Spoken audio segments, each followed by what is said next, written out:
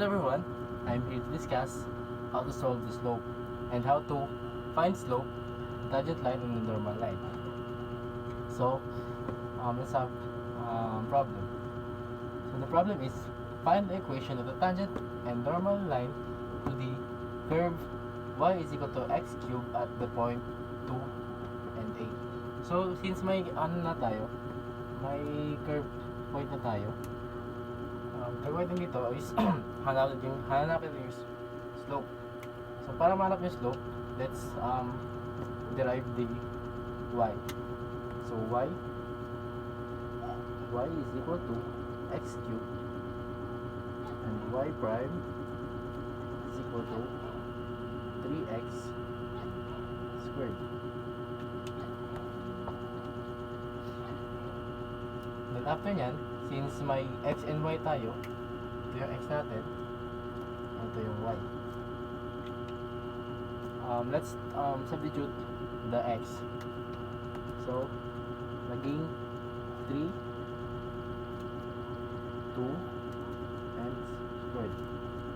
So, 3 and 2 squared is equal to 4. So, 3 times 4 nagiging 12. So, y prime is equal to 12. And ito na rin yung nagiging slope natin. So after yan, para makuha natin yung tangent line, let's have y is equal to y sub 1, minus y sub 1, and then it's equal to the slope x minus x sub 1. Yan. Since may slope na tayo and may y and x tayo, i-substitute natin siya. So y minus the 8 is equal to yung 12 natin, 12 quantity x minus 2. Yan.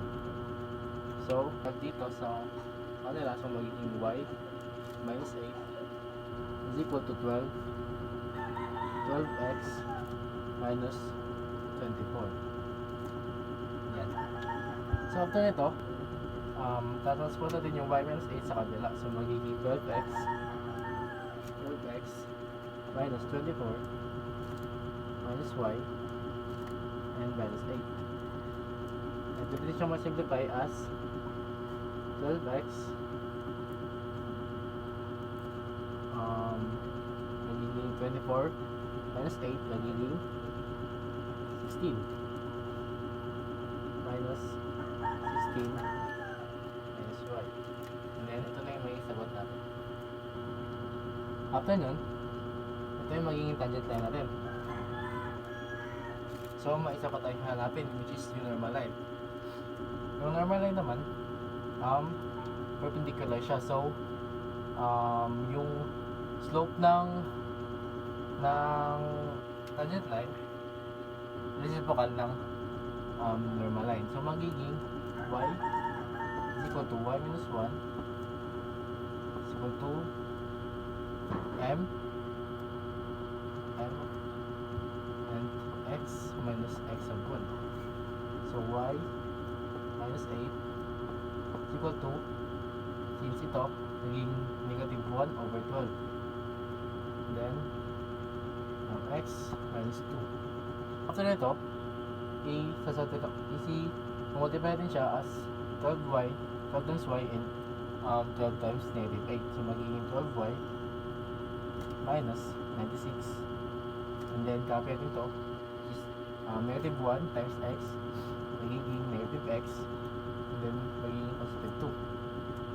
Dapat din siya dito, magiging x plus 2, and then plus 12y minus 96, and rito din siya 2 plus negative 96 magiging x plus 12y